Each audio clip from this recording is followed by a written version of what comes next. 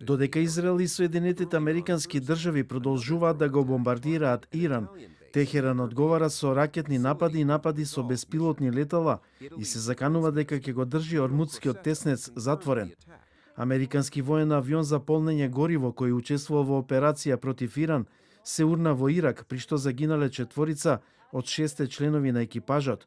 Во инцидентот учествувале 2 авиона, од кои вториот слетал безбедно.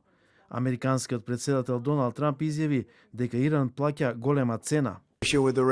Ситуацијата со Иран се движи многу брзо, оди многу добро. Нашата војска е ненадминлива. Никогаш немало нешто слично. Ние го правиме она што мораше да се направи. Требаше да се направи во периодот 47 години. Можеше да го направат многу различни луѓе. Тие избраа да не го сторат тоа. Но тие навистина се нација на терор и омраза и плаќаат голема цена токму сега. Францускиот председател Емануел Макрон изјави дека еден француски војник е убиен, а неколку се ранети за време на напад со беспилотно летало во регионот Ирбил во ирачки Курдистан.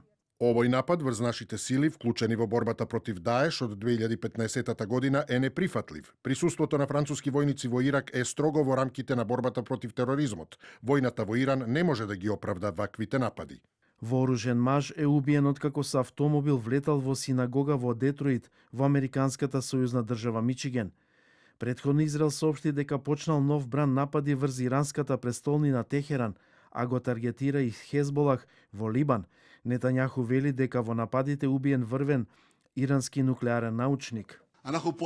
Додадов уште една цел, а тоа е да се создадат услови иранскиот народ навистина да го отстрани од себе овој ужасен тирански режим. Ќе создадеме оптимални услови за да го спроведеме ова. И Иран продолжува со нападите во Израел и земјите од заливот. Техеран вели дека според меѓународното право има право да ги таргетира американските бази кои се користат против Иран.